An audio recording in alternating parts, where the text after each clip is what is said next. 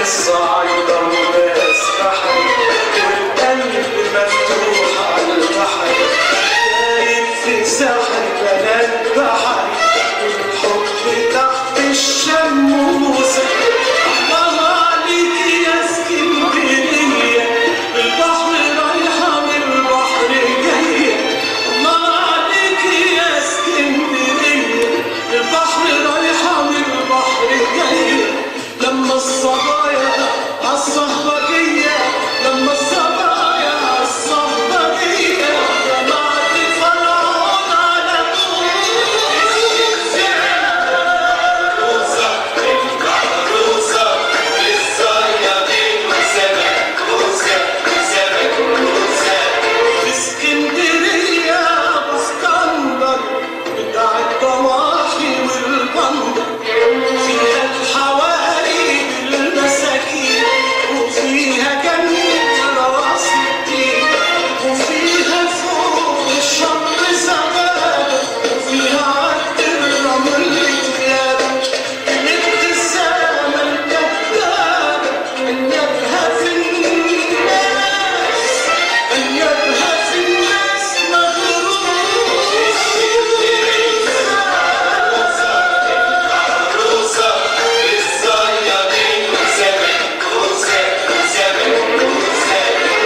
فيها ريا وقرابشها طول جرحها وخربشها فيها السيد دروشها لونها بالصوت والمنظر. الصبح كمية مية والظهر سلكت والطير والعصر نعمة ورعية والليل عريسك الليل عريسك يا عروس. العروسة للصيادين وسمك موسى وسمك موسى.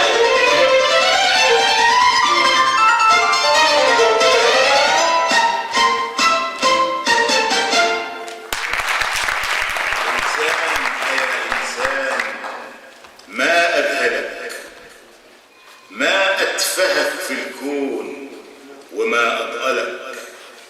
شمس وقمر وسدوم وملايين نجوم وفاكرها يا موهوم مخلوقة لك عجب. السادة الحضور، مساء الخير عليكم جميعا واهلا وسهلا بكم.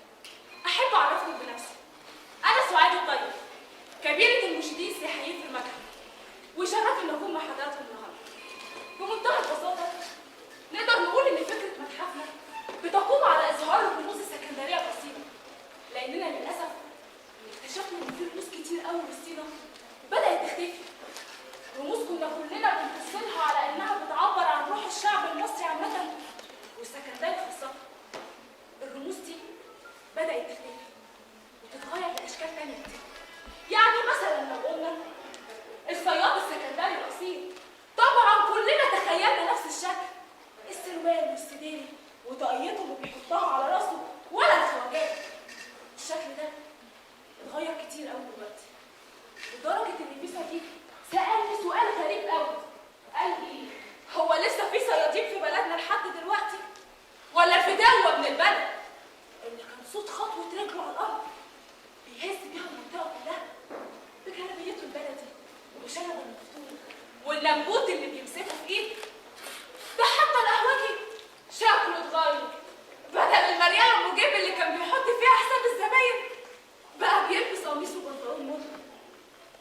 الزمن اتغير ولازم نواكب العصر، لكن زي ما هو المفروض ان احنا نواكب العصر المفروض ان احنا نحافظ على رموزنا الأصيلة علشان الاجيال اللي جايه تعرف احنا كنا ايه وبقينا ايه دلوقتي. يا أستاذي يا أستاذي يا أستاذي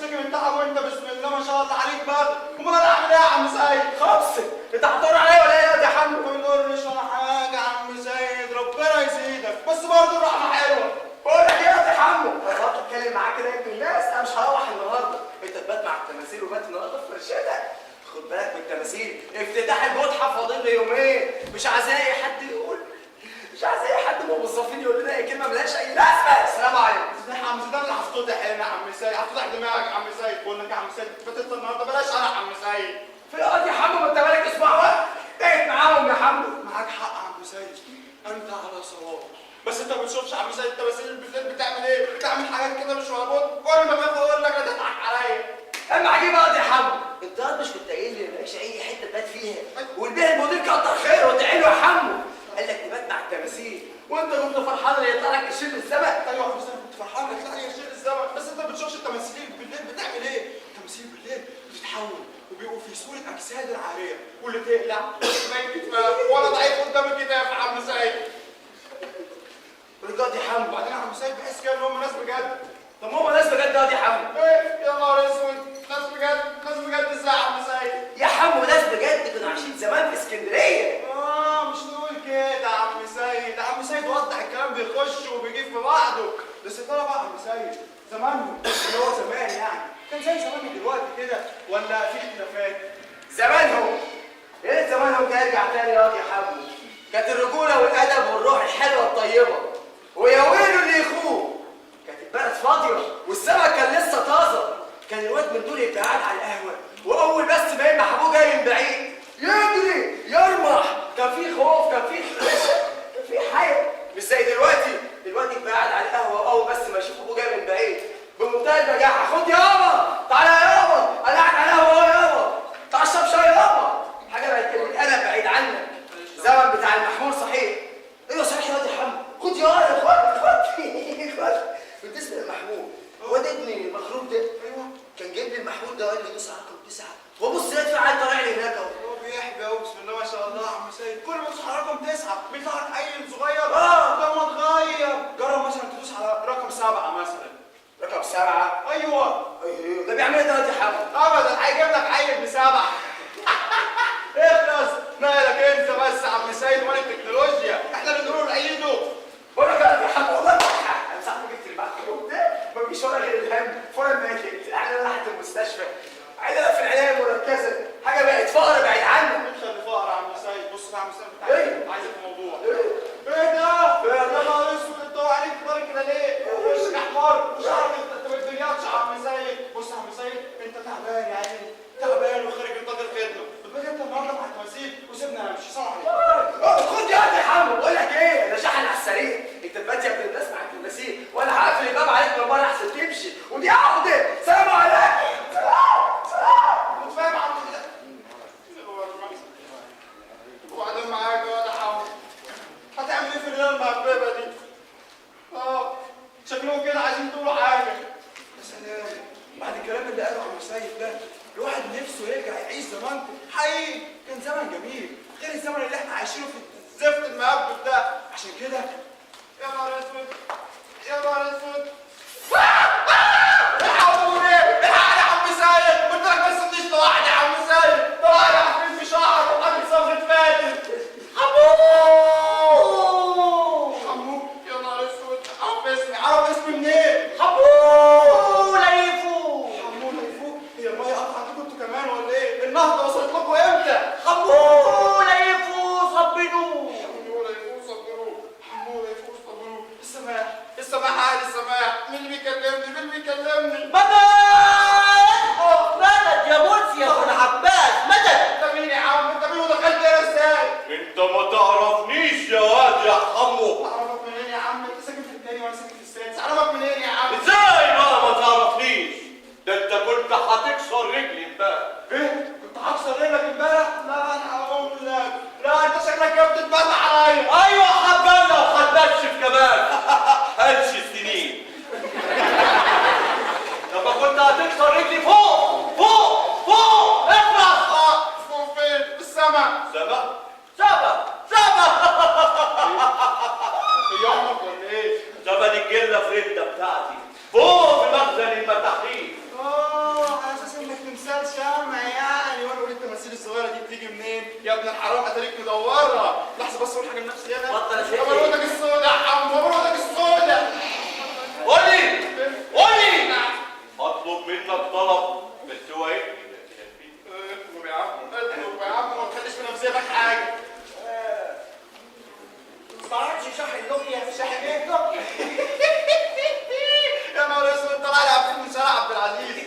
جبت موبايل فين زمانكم المنيل ده؟ من الحمار اللي قبل منك، بس يا خساره ما ادانيش الشاحن بتاعه. يلا مش مشكله، انا كده كده كنت عاوز اخلص منه. خد شوف لي فيه بيعه ماشي، بس اوعى يضحك عليك السعر ده ما اتفتحش. ايه ده؟ يعني شغلك فيه بيع وتقول ما اتفتحش؟ عليا انا عملت رايق لحظه بس اقول حاجه لنفسي هنا. هو ايه؟ الراجل الصايع ده عايزني ابيع له الموبايل ويقول ما اتفتحش وانا مالي؟ والله اقول لك ماشي يا عم، هقول يمكن يطلع لي فيه مصلحه ولا حاجه. وعلى كده بقى فلوسه هتمشي عندكم في زمانكم. فلوس؟ مين اللي قال لك ان انا عايز فلوس؟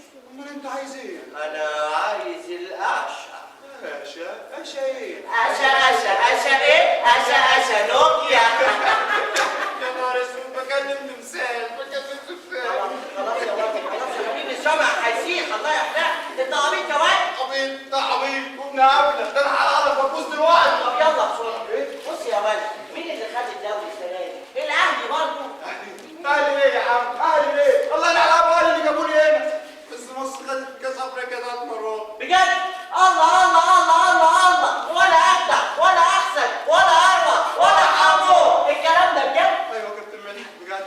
لا مش بس كده، خد عندك بقى، ده احنا عملنا ثورتين وشلنا نظامين وخلعنا رئيسين وغيرنا البلد. يا سيسي على الكلام الجميل يا سيسي.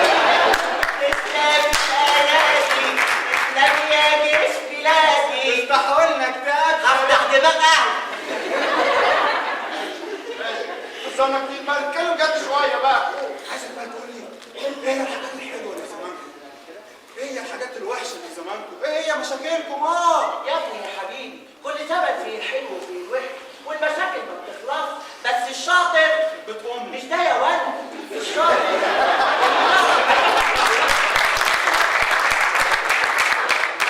يعرف يحل المشاكل دي بسرعه.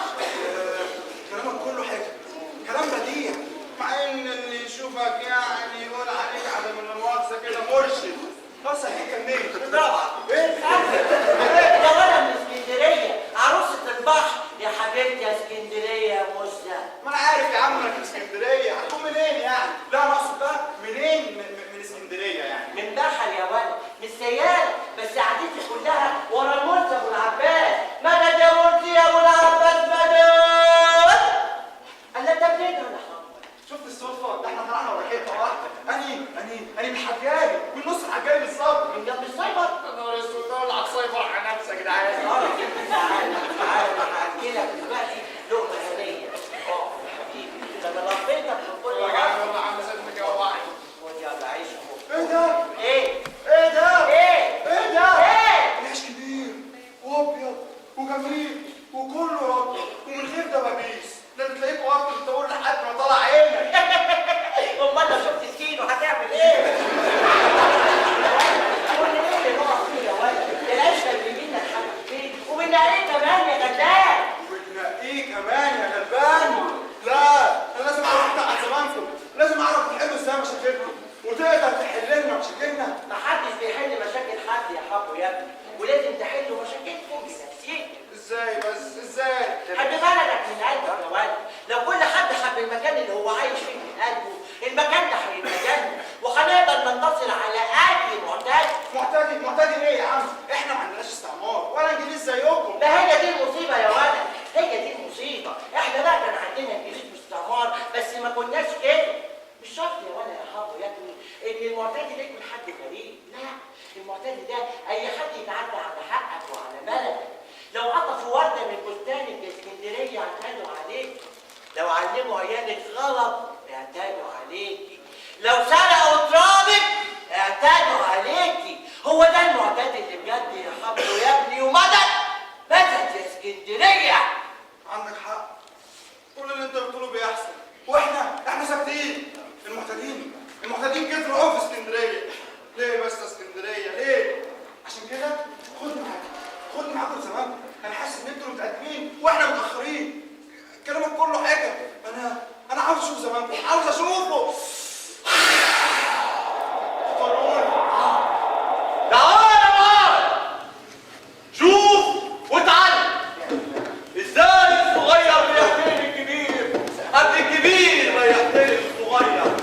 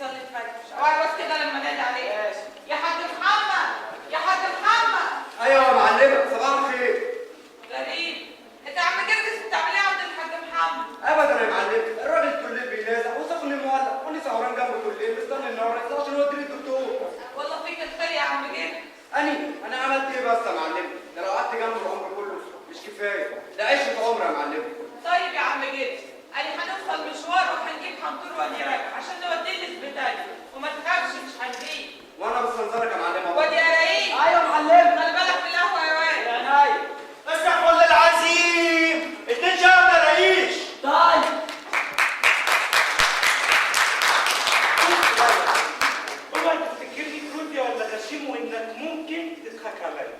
خلي بالك انا مش بصدق الا لما اشوف بعيني. انت بتكدبنا ولا بتخوننا فواك يا استغفر الله العظيم؟ انا كدبك؟ انا خونك؟ ده انا كدب ابويا يا حبيبي. صدقني يا خواجه المصلحه دي عنب ومحدش يعرف عنها حاجه، وصدقني بقى قبل ما حد يعرف عنها حاجه كلنا هنعرف استغفر الله العظيم.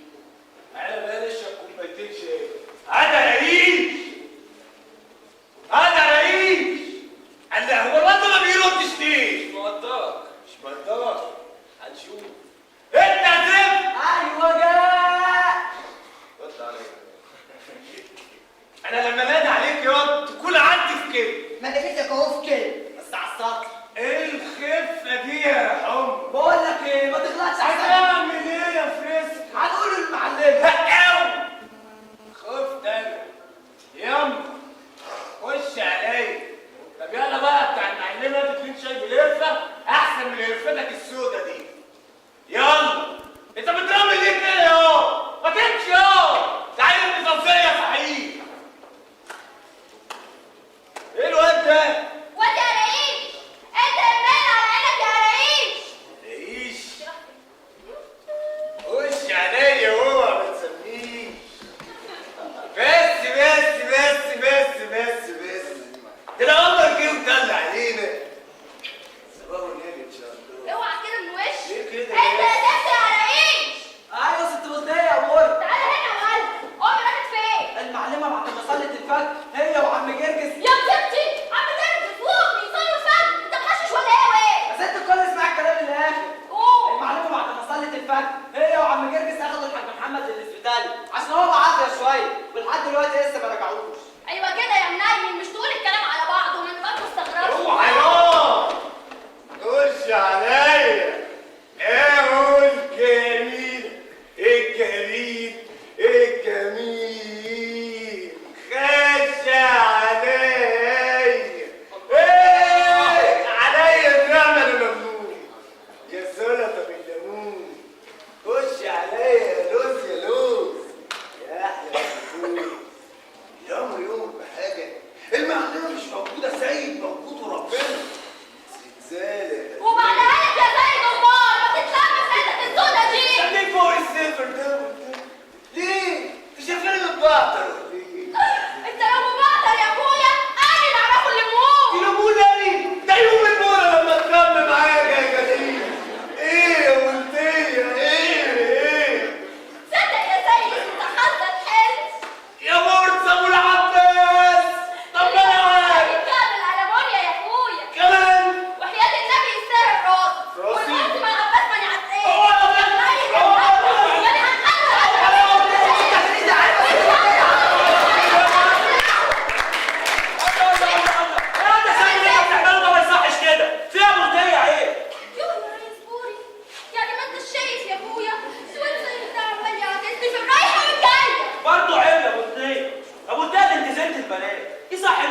يطلع منك. طب روح انت بقى دلوقتي واجي ليا تصرف تاني. اوامرك يا ريس بوري. سلام.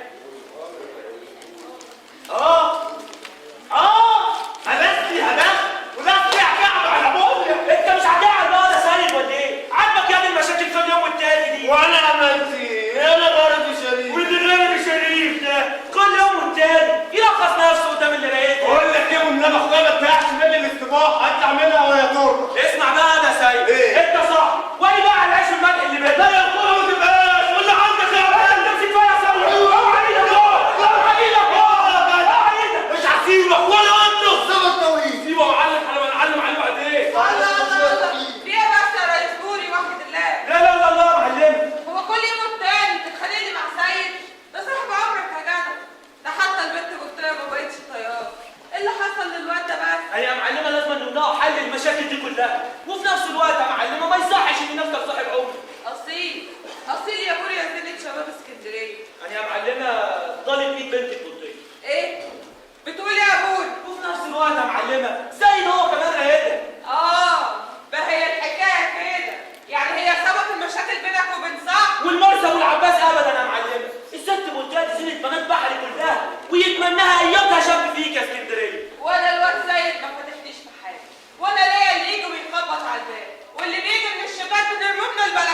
لا لا لا يا معلم، السيد برضه ده صح، وادي بقى عليه. انا معلمه صاحبة الشقة واللي هتختاره هيكون من بعد رأيي.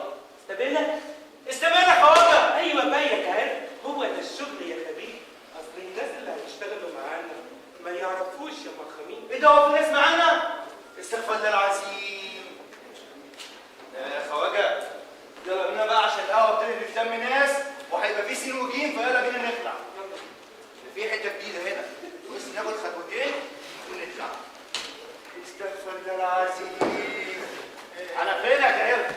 انا بدري. ابدا يا معلم، احنا كنا قاعدين من بدري يعني. طب مش تعمل واجب بعد يومك الاول؟ تقولوا علينا ايه ما بنفهمش في الاصول؟ ميرسي يا ريس كمين، وجبك واصل يا كمين. يلا بينا يا جاريه. تهدى علينا يا خواجه شويه.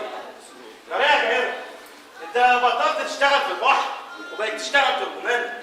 ابدا يا معلمي، اني والد بيختصوا عن بيمينا الشرقيه يعني نجيبوا كام كيلو جندفلي على كام كيلو مخلوق نبيعوا نبيعوه والباقي استغفر الله العظيم نبيعوه.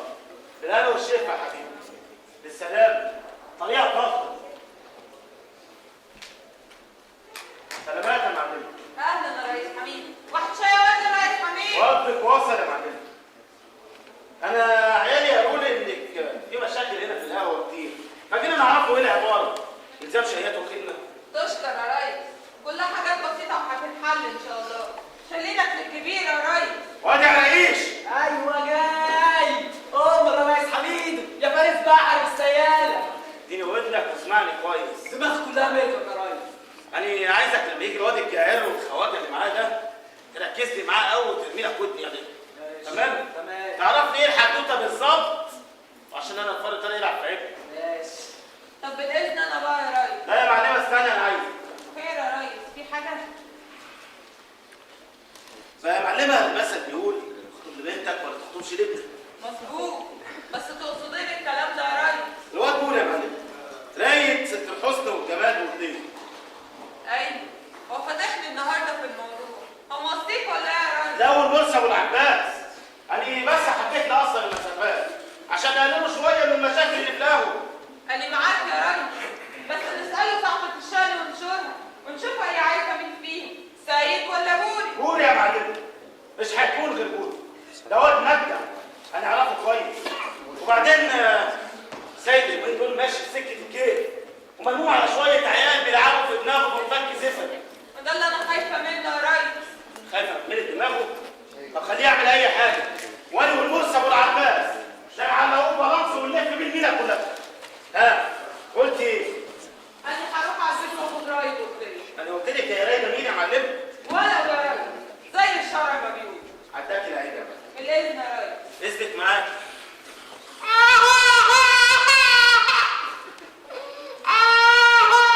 مالك يا حبيبتي في ايه؟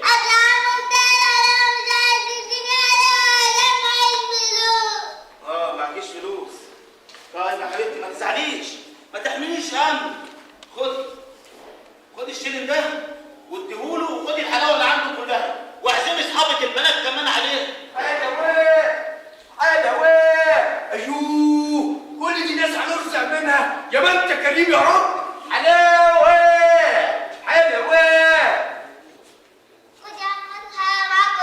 ايوه شيرين، جبت منين الشيرين ده يا بنت؟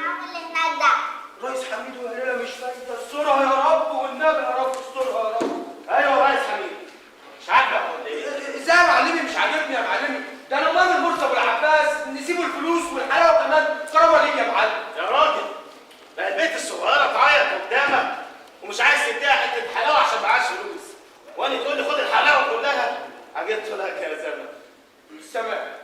السماحه في البحر كلها، سماحه يا معلم حبيبي. انا عندي هات الشيل اللي في ايدك، هات وسيب الحلاوه واخد. ليه كده يا معلم؟ ده بنرزق يا معلم. يلا بنرزق يا معلم. قطعت رزقك بيه. الله يكرمك بنرزق يا معلم.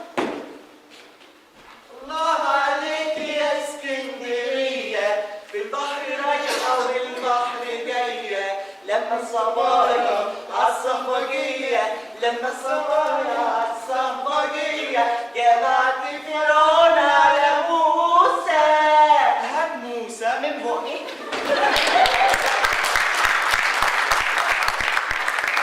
يا سلام يا سلام على اسكندريه القديمه دي، جميله بشكل. الله يحرقك زرقت وجه. ما دام انتوا شايفينها جميله ما سبتوهاش جميله زي ما سبتها لكم ليه يا شبشي؟ يا عم الزمن غير الزمن والوقت غير الوقت. ولو يا حمو يا ابني ولو يا حبيبي المبدا ما بيتغيرش. المبدا ما بيتغيرش. طب يلا بسرعه بقى، عايز اعرف بقيه الحاجات. بوري هياخد البندقيه. طب وسيد هيعمل ايه؟ ولا الجعان اللي حكايته حكايه. ولا استنى، خد الكلام لاخره الاول، اصبر ما تستعجلش. ايه ده؟ ايه صوت الصراغير دي؟ ده فرح، ده كاتب خطوبه، قري خاتم، مظبوط. ايه ده؟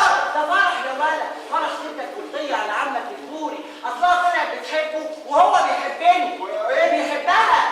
تعالى بقى هفرجك على حته زفه اسكندراني، انما ايه؟ اجزاء نعناع اكتر. يا عم يلا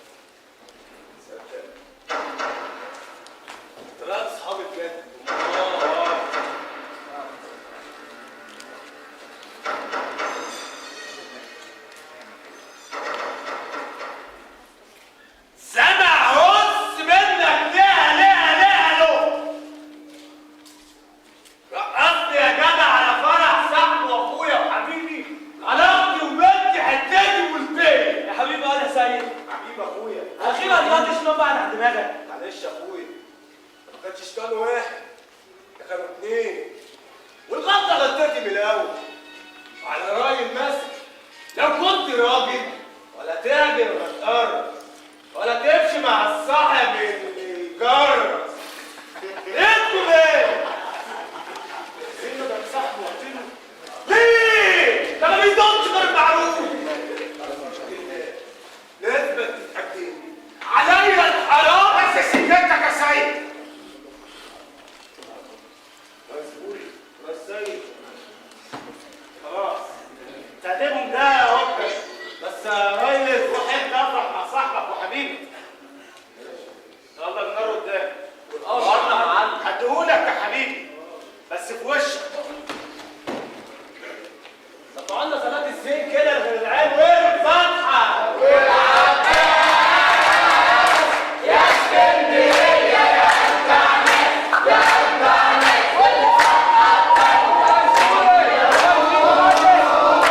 واللي عدينا يتعبر.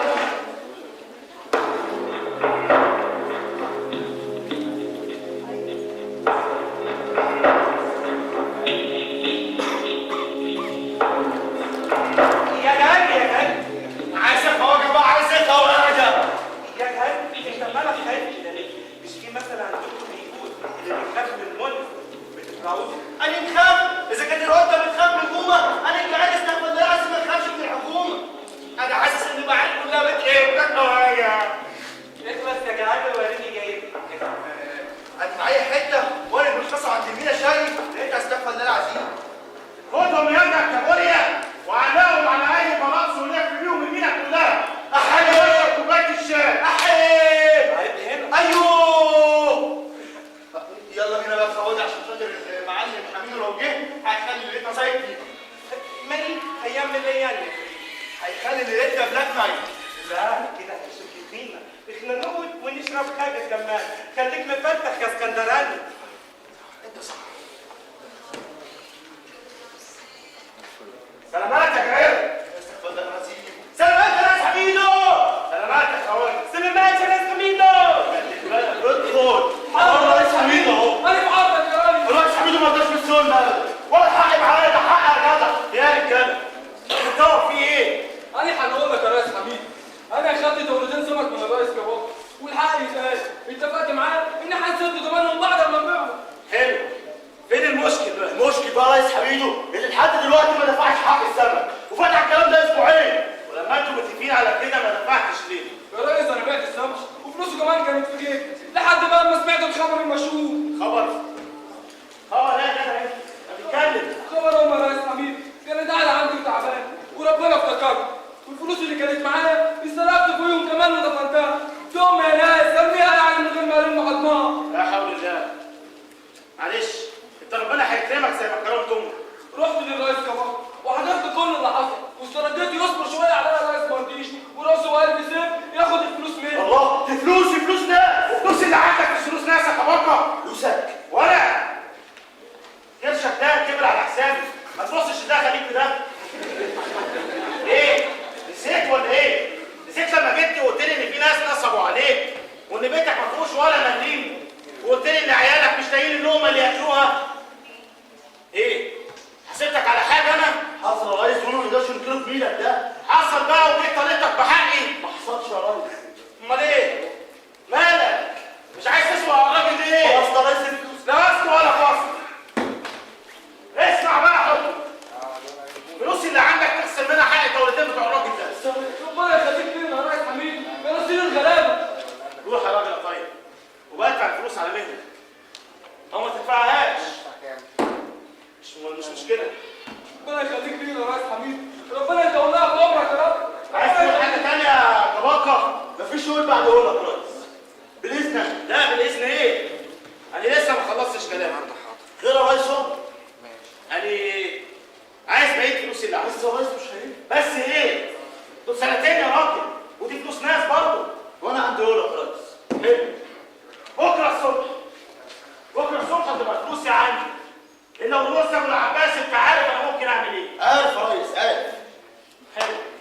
يلا يا حبيبي اتكل. هي الدنيا دواره. داين تو دام. الشاي يقدر يعيش.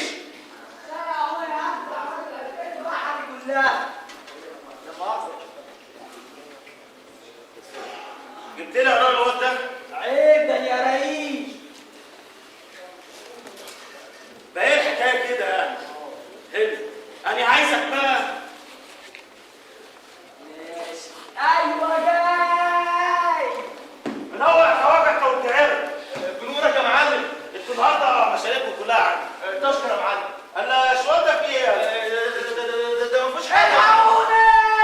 الحقنا يا ريس حميدو! يا ولد! انا وسعنا يا ريس! تتسرق ازاي واحنا واقفين ومحدش خرج؟ دي المعلمة هتشغل البيت! انت ممكن تتهني اللي انا سرقتها! طب اهدى كده وقول لي ايه اللي اتسرق منك؟ واخد الصباحية يا ريس كان في الدور وصل دلوقتي ما لقيتوش. ايوه. طب انت مش شاكك في حد معين؟ هو كعين مفيش غير ده هو كعين. ده انت ليك يوم! ارجع لي تاني يوم! اشمعنى يعني تعبت؟ عاد الصبح نستغفر ربنا كذاب وبعدين مفيش غيره اللي سابق السرقة. او ماي جاد! او ماي جاد! اتفضل يا حاجه! ايه ده من الناحيه الثانيه؟ اتفضل يا حاجه! ايه يا مناقيس ايه؟ ايه يا مناقيس الزفت اللي انت بتقوله ده؟ انت مجنون يا ولد؟ عيب لما تقول لها جهاز الثوابت. وبعدين ايه الثوابت دي؟ اهو ده انا مع الثوابت مثلا. استغفر الله العظيم. دي خلصت كده يا ريس حميدو؟ لا ما خلصتيش ولا حاجه. هو الواد ما يقصدش. الله يخرب بيتك هتبقى لنا السياحه. وبعدين الواد الجعان بطل سرقه من زمان. وماله يا حبيبي؟ خلاص الحرامي مشي احنا فتشوه. نفس ايدك يا فتش مين؟ ما عادش الراجل اللي فتشني. انا جاي بس عشان خاطر المعلم حميدو. تسلم يا جعان. وانا مش هخلي الواد الاقيش يفتشني. السلام عليكم يا معلم. تعالى اللي هنفتشك بنفسي. ليه يا معلم بقى حيه؟ ايه؟ ايوه. ايه ده يا معلم؟ بتعمل ايه؟ معهوش حاجه هذا اهو. فات السؤال ده يا ريس اللي ماسك فيه منه اسنان. نو السؤال نو. ايه السؤال ليه؟ واي السؤال واي. السؤال عليه خواجه. مش قصدي حاجه يا حبيبي.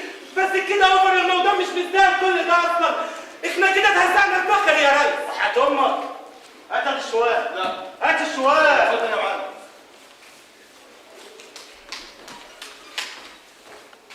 يا نهار مش فايق. لقيت يا ريس طمني. يخرب بيتك خليتنا صدمنا الراجل اورطه ويطلع الشوال ما فيهوش غير شويه جندوفلي على ام خلولي. ما تركز على ايش قبل ما تسلم الناس. ايوه. ايه؟ هو سألك كده عيب؟ لا انا احب يعني انا كنت شويه جندوفلي ام خلول. ما لقيتش شويه سبيت كمان؟ ايوه يا جدع. هي جدع هيكون في شويه ام خلول على الجندوفلي وانت كان سبيت كمان هيكون في يعني غير كده. ايوه عرفت. وبعدين بقى انت ليك حق عند الواد رئيس. أني؟ ايه؟ هو مش قالك كده عيب استغفر الله العظيم. وبعدين بقى انا لما تيجي المعلمه هنجيب لك حقك. من أني؟ قلنا ايوه. يلا بينا نتكلم. راح على فين يا معلم؟ هنوصلوكوا. ده اقل واجب بعد اللي حصل. وانا اللي هشيل الشوال كمان. انت اللي هتشيل شويه يا معلم؟ استغفر الله العظيم. ايه؟ الشوال ايه؟ جندوفلي على ام خلود. جزمه. كان دفع على ام خلود؟ طب وربنا لو اللي معلم. يلا بقى يا بنات هنستغرب. انت عايزه نلحق نروح عشان نحضر الغدا للرئيس نور. يا سلام انت هتنسيها كل السكر. لا مفيش حاجه يا عمي. ده الحب. انا ايه ولسه الرئيس والرئيس زي صحاب. امال يا بنت صحاب وصحاب اكتر من الاول كمان. ولسه الرئيس زي هيملك. تجيبي نفسك يا بنت يا مرجان. سيبيها يا اختي. انا عارفه اصلها ايه. بصي يا مرجانه انت يا اختي لو عرفت تستاهلي انا مش هجيبهولك الرئيس سوري خلصت الموضوع. بجد يا ريت. بس يا اختي الرئيس سيد دلوقتي ملموم على شويه عيال صيع يمينوا في سكه الكيك. يا بنتي يا هبله ده كان زمان انما دلوقتي انصرف حلو والحمد لله.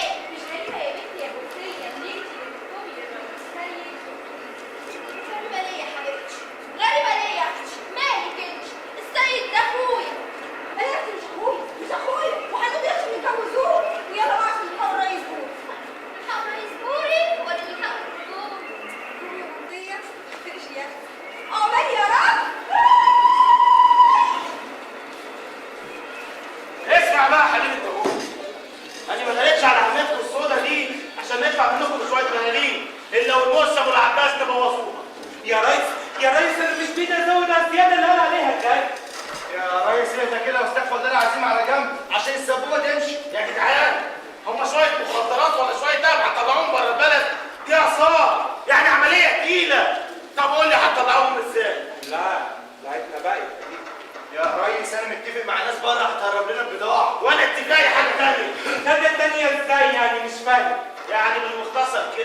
خواجه اللعبه ليها اصولها، وانتوا بقى ايه بصراحه اول ناس هتقروا عليه ولو اتمسكتوا هو احنا، عشان كده بقى يعني هنعملك انت والبضاعه. يعني ايه؟ هتخرجنا بره البلد؟ امال يا خواجه شفت اللي بيفكر ازاي؟ بس ما تنساش بقى حساب الرجاله. وكمان حساب الرجاله، الحساب كده تلاوي اتصرف. امال هنكتبهم ازاي من غير ما نمنع عليهم بالفلوس؟ صح، ازاي فاتتني دي؟ عشان مغفل. لما تلعب اللعبه العبها على اصولها. خلاص انا موافق على كل اللي انت بتقوله، بس بشرط انا ما حدش يشرط عليا البحر كده. هو انا مش من بحري. قال لك صحيح منين يا خواجه؟ انا ما اعرفلكش بلد. انا اي مكان نقعد فيه يبقى بلد، انت فاهم؟ انا اقول لك خواجه انت فعلا منين يا خواجه؟ هقول لك انا منين وما تزعلش. يا ده انت من حته وحشه قوي يا خواجه. استغفر الله العظيم.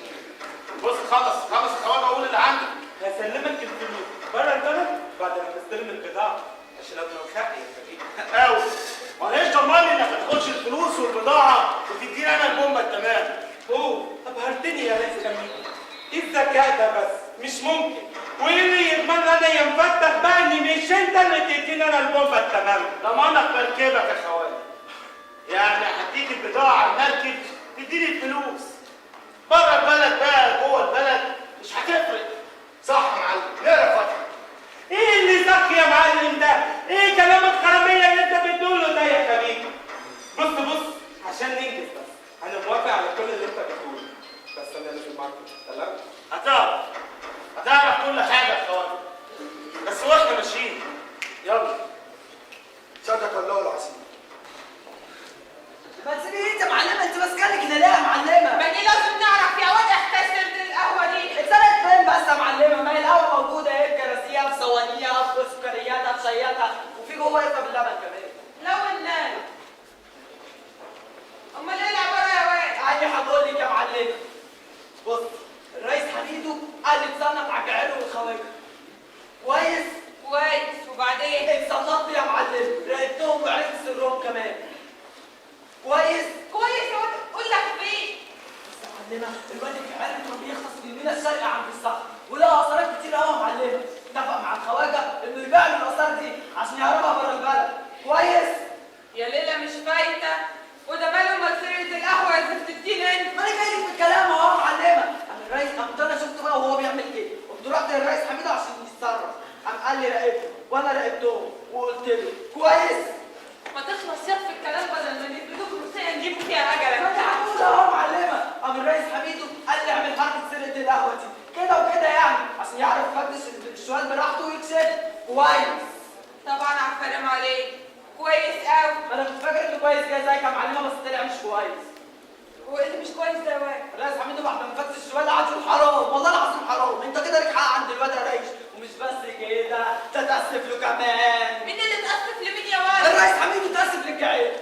يبقى انت ظلمت الجعير وما كانش في الشوالة لما الفلول على جنبهم. طب وسيدي المرسي وسيدي يوم وابو الدردار وسيدي كمال وسيدي الاباطيل وسيدي جابر ومعاهم سيدي باشا، انا شايف حته الاثار بعيني وهي طالعه من البحر للشوالة على طول. هتسكت وطي صوتك لحد ما نشوف العبارة. معقولة دي؟ لا أنا لازم نستشير حد. أيوة ماما وما خبر ما نستشار. ودي يا رئيس انت هنقول عمك جرجس والحاج محمد بصار.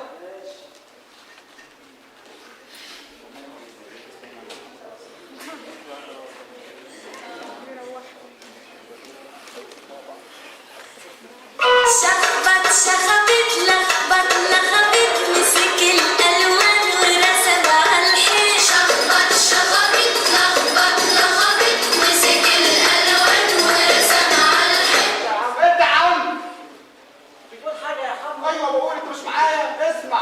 طيب شخبط شخبط لخبط لخبط بموت في حاجه اسمها عبد الوارث عطا.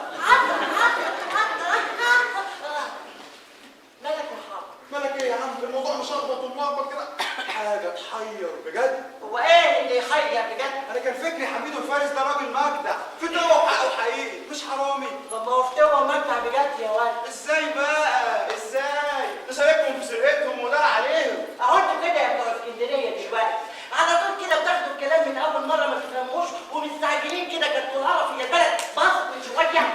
والله انت مش شفت ده انت شفت اللي عمله؟ الموضوع كبير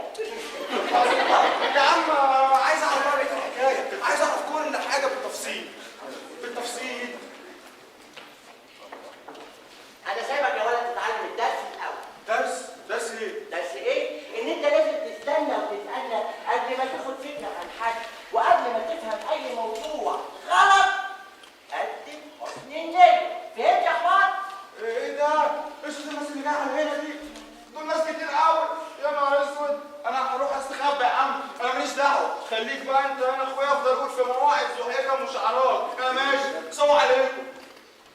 يا سلام يا اسكندريه لما رجالتك يبقوا ايد واحده ومحدش يعرف يهزك وموجك وبحرك يبقوا قبر العدو. فهمت الدرس؟ الولد سابني وراح بعد الحب اللي انا حبيته له ده كله. ممدوح ما تسيبنيش يا ممدوح، انا بحبك يا ممدوح. طيب كده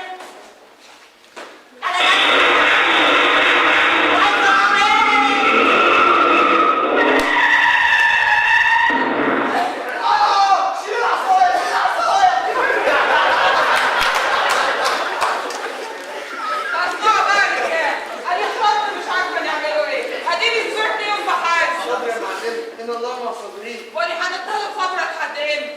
لحد ما صارت اسكندريه كلها تروح للخواجات. عندك حق يا معلمه، مش كفايه يا كلوب. يا جماعه انت فعلا صدق اسم. لا يا حاج محمد ده مش ظن. ودي بقى هنعمل له اللي عليا وهنبلغ الحكومه. هتبلغ عن مين يا معلم؟ عليك انت والجعير والحاجه اللي جاي يسرقنا يا حميد. انت بدل ما تتفق معاك ازاي تبيع تاريخ بلدك للاجانب يا اخي؟ ازاي؟ حتى ابدع الجرجس. اني يعني ايه حتى انا مش مصري ولا ايه؟ ما هي بلدي زي ما هي بلدك يا جدع انت. الناس كانت بتساعدك عشان كنت بتساعدهم وبتقف جنبهم. لكن لما تكون بلدك يبقى بتخونهم كلهم. واللي كان بيعمل لك حساب زمان هتلاقي اول واحد يقف حتى لو كان في ابوك. كفايه ظلم بقى. وما بتسلموش الراجل وياكم يا جدعان. واعرفوا الحكايه الاول. وهي ايه الحكايه يا سعيد؟ الحكايه معلمه ان الرئيس حميدو اتفق مع الجعير والخواجه وجرام في الكلام وفهمهم اللي هو معاه لغايه ما يطلعوا نصرات من الميه. ايوه يا معلمه، ما هو فاهم الخواجه ان هو هيساعده وان هو هيطلع نصرات بره البلد بامان. الناحيه الثانيه خدنا البالانس بتاعنا ودهناها زي الميري بالظبط وحطينا زي الميري كمان. ايوه يا معلمه، وقال الخواجه لو سمحت سرينش البوليس ارمي الاثار في الميه واحنا هنحط على كل اثر عوامه عشان بعد ما يرموا الاثار نطلعوها تاني نكون خدنا منهم الفلوس وخرجناهم بره البلد. مظبوط. وكده بقى الرئيس حميدو عدلها ايه وعرف الدرس للخواجه عمره ما هيتفهم ولا هيعرفوا ياخدوا حاجه من بلدنا تاني. طب والخواجه؟ حصل ايه؟ الخواجه خاف يركب وراح للي شبهه بس ما فيش مترين الا ورموه في البحر بعد ما قتلوه. هما كده مقدرين طول الزمن.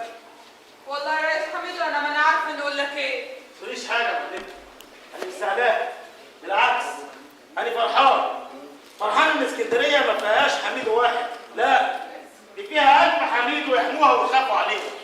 وانتوا خلاص مش محتاجيني. خليك معانا يا حميد. الفلوس بتاعت الخواجات وزعوها على البلد. واجب يا ريس. طب والاثار وديتوها فين يا حميد؟ الاثار وديتها متحف الاثار للي يقدروها ويحموها ولا يلمسوها ولا الكلب الخواجات. والجعير مات هو كمان. اكيد ودوه للحكومه عشان ياخد جزاء. حكومة ايه يا معلم؟ هي الحكومة هتعمل له ايه؟ هتسجنه؟ السجن اللي زي دوت مكوى وراحة وأكل وشرب وببلاش. امال هتعمل فيه ايه؟ أهو متعلق على البالانس. انا اسف يا معلم، والله العظيم عذابك يا معلم. استغفر الله العظيم يا معلم.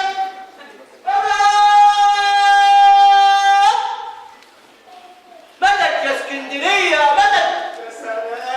يا سلام على اسكندريه. صلى الله عليك ماريا بصحيح. شفت اسكندريه اللي بجد يا حمو؟ الا شفت، ده انا شفت كل حاجه صحيح. رجاله انا عايز اجي معاك. مش هينفع يا حمو يا ابني، مش هتقدر. خليك في زمنك احسن. هو ايه اللي مش هتقدر يا عم؟ كل حاجه هقولها لك تقول لي مش هتقدر. انت ليه حاسسني ان انت مراتي ان انا ما بخلفش منها؟ جربني. قول لهم ازاي يسيبوها جميله يا حمو. عايزني اقول لهم استغفر الله العظيم؟ لا، انت اللي جايت لي يبقى انت اللي تقول. سلام عليكم انا ماشي. قول لهم يا حمو، قول لهم ازاي يسيبوها جميله ويحافظوا عليها. اسالهم يا حمو كده، قول لهم تقدروا تحافظوا على البلاد دي؟ تقدروا تحافظوا على جناينها من غير ما تلطفوا منها ورده؟ تقدروا تعلموا عيالكم صح؟ يا ناس دي دايما بنستنى لما حد بيجي لنا ويعلمنا ويفهمنا ويعرفنا فين غلطنا. فوقوا وابدأوا بنفسكم وتغيروا علشان تقدروا تغيروا. فوق.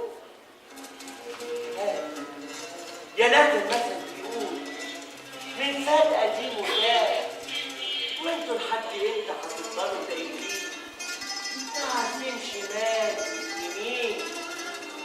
حبوا بلادكم، حبوها وخافوا عليها واحموها، احموها ضد الظلم والفساد والبلطجه والمحسوبيه والكوسه. وقفوا ضد اي حد يمد ايده للبلد بالخراب. يا ناس اسكندريه عروسه، حد يقتل العروسه وهي في يوم فرحها؟ ولا هتفضلوا قاعدين كده زي عواجيز الفرح تتفرجوا وخلاص؟ ايوه يا جدعان، طب ده حتى يبقى عيب. ده الاسكندرانيه دول ابدع ناس. الاسكندراني ده رمز الشهامه والرجوله والفتوانه اللي بتتحرك. كلهم يبداوا نفسهم ويسالوا ضمايرهم، ويوم ما حد فيهم ضمايره ولا ضميره يجاوبه ويجي لك لحد عندك ويساعدك، خليك في بلدك تعيش، خليك في زمنك يا ابني احلامك، واحنا ساعتها هنجيلك ونزورك في احلامك. فهمت يا حمو يا ابني؟ فهمت ولا انا بنفخ في ايه موضوع وفتك؟ بدك يا اسكندريه بدك.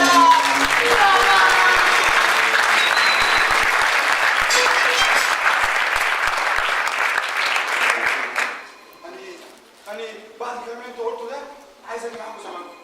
حقيقي زمن جميل. أرجوك خليني عايش في الحلم الجميل ده. يعني مصر يا ابني. إلا مصر. طب حمو حمو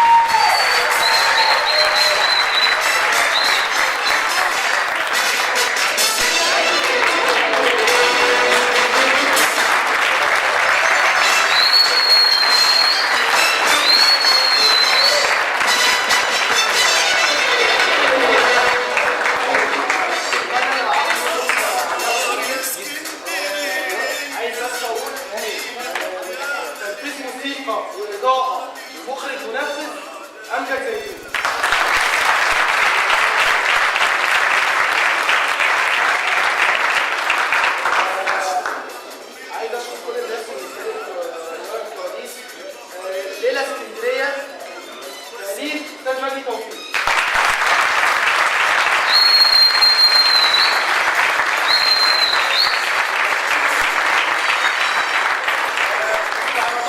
للاسف ما كانش موجود معانا